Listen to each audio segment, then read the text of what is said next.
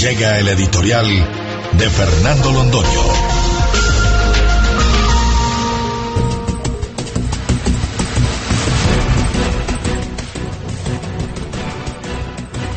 Tal vez no se haya puesto de presente con la fuerza con que se debiera.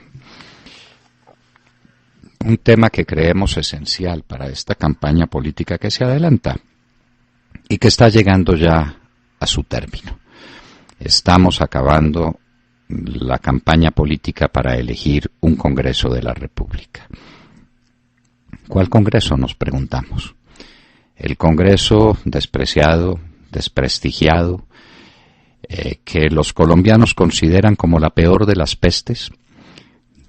No hay sino que ver, y nos remitimos a ello, a las encuestas que se refieren a los políticos y que se refieren particularmente al Congreso de la República. Una democracia no puede sobrevivir sin Congreso. Necesita uno.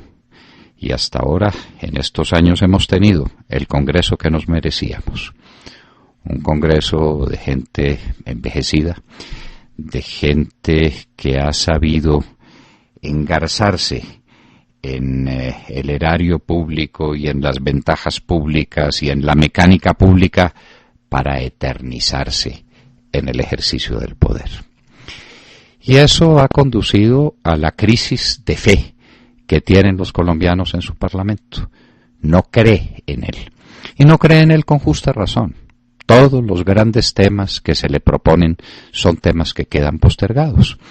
En el caso de este Congreso no es sino que recordemos la reforma a la justicia, la reforma a la educación, la reforma a la salud, la reforma al sistema minero del país, la reforma al gran sistema de tierras en Colombia, que finalmente el gobierno se lo mandó a las FARC para que las FARC lo manejen. Todos los grandes temas nacionales quedan postergados, porque el Congreso es inepto, porque el Congreso es incapaz, porque en el Congreso no hay nuevas ideas. Se nos ha olvidado que este es un país joven. Es un puro problema estadístico. Aquí no hay que profundizar en la cuestión para decir sí, es que tenemos una juventud muy poderosa. No, simplemente es que son las cifras. La gran mayoría de los colombianos está por debajo de 40 años. Y es gente que tiene una visión distinta del mundo porque les ha tocado vivir un mundo distinto.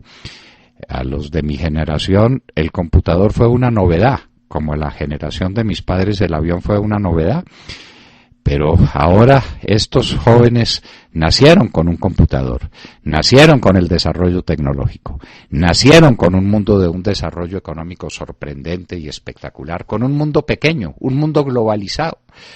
¿Cuándo se nos ocurría a nosotros, si no era por curiosidad intelectual y a los más avanzados y a los más inquietos, hablar de Crimea y hablar de Ucrania? Pues los jóvenes nuestros hablan de Ucrania y de Afganistán con la naturalidad con que hablábamos de la parroquia vecina hace muchos años. Señores, hay que abrirle paso a una nueva generación. Una nueva generación toca las puertas. La juventud no es un estado del espíritu, decía MacArthur en una de sus frases más dicientes de todas las que regaló en el ejercicio brillantísimo de su carrera como militar. Y hay personas de edad que tienen una juventud excepcional. La de Álvaro Uribe Vélez, ese es un caso incomparable. Álvaro Uribe Vélez no se repite ni se repetirá en la historia, inclusive desde el punto de vista físico es un hombre que hace ejercicio todos los días porque necesita estar bien, porque necesita estar abierto a todos los mundos. Esos son casos excepcionales. Lo normal es que con el paso de los años entra un proceso de escepticismo en la vida, entra un proceso distinto, las ilusiones son otras, la manera de ver el mundo es diferente. Pues estamos, señores, en manos de un Congreso envejecido. Que en el Partido Liberal, después de dar vueltas y revueltas, digan que Horacio Serpa es su carta renovadora. Parecería un chiste, pero es así. Y el Partido Conservador también da las mismas vueltas y revueltas y encuentra a una persona tan querida y tan apreciable como Roberto Gerlain para dar cuenta de su espíritu renovador. Eso sencillamente no es posible. La generación del 14 no es una frase que nos hayamos inventado. La generación del 14, señores, es una realidad distinta.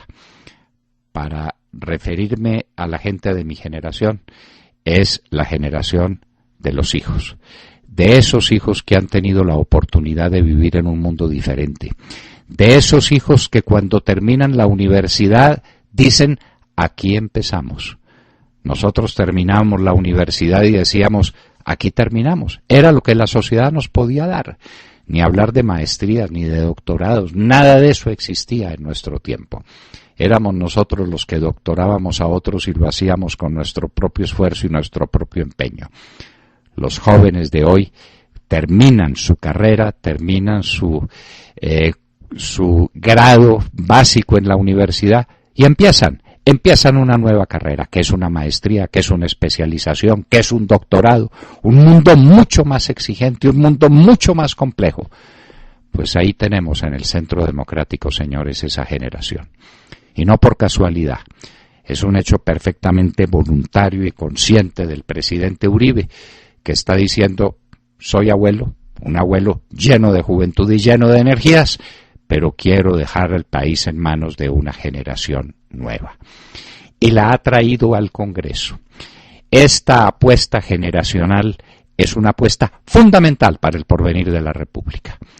Jóvenes que nos escuchan, ustedes, siempre la juventud es un defecto que se cura con los años, decía alguien lleno de escepticismo y lleno de verdad.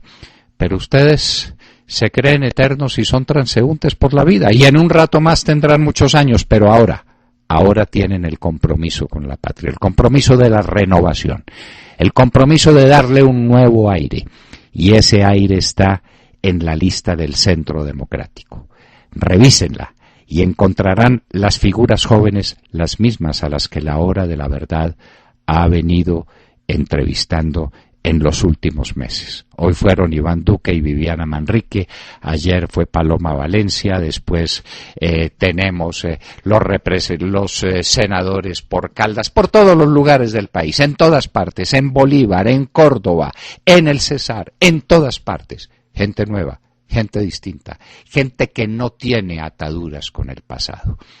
La juventud hoy en Colombia no es un accidente. La juventud en Colombia es una realidad sorprendente. No queremos a los mismos con las mismas, dicen tantos. Estos políticos están corruptos, dicen otros, y ambos con razón. Pues ni son los mismos con las mismas, ni son corruptos. Son jóvenes llenos de espíritu renovador de una clase social nueva, la clase social de los colombianos, que le apuntan a convertirse en una estructura diferente, donde haya oportunidades, lo que significa la equidad. Y no es por eso extraño que un hombre joven como Óscar Iván Zuluaga empiece su gran planteamiento por decir la educación. O aquí renovamos los sistemas educativos y hacemos el esfuerzo que sea necesario dentro de una propuesta gigantesca que a los demás los llena de pasmo. Clases todo el día para todos los jóvenes, los de los estratos altos ya la tienen hace rato. A los más pobres los vamos a tener 7 horas dentro del colegio, con profesores de primera condición, que tienen que ser especialmente adiestrados y estimulados, y luego con 2 comidas al día para que no tengan atrasos alimentarios y para que puedan competir lealmente en la lucha por la vida. Eso es perfectamente natural, porque es un mundo joven que ha entendido que la clave del desarrollo está en la educación. Y de ahí vendrá todo lo demás. Por ahí hay que empezar. Lo que pasa es que hay que empezar tantas tareas al mismo tiempo. Hay tanto por hacer. Hay tantos asuntos que enfrentar y que resolver positivamente para el porvenir de Colombia. No hay tiempo que perder. Una generación nueva, la generación del 14, toca a las puertas del país. Señores, abran paso. No es un simple cambio de decorado, no es un simple cambio estético, es un cambio profundo. La generación del 14 llega a las puertas del poder.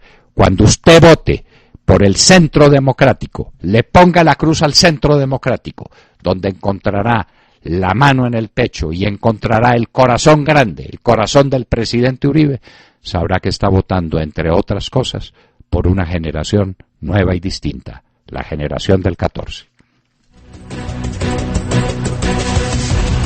Acaban de escuchar el editorial del doctor Fernando Londoño en La Hora de la Verdad en Radio Red a las 7 de la mañana, 22 minutos.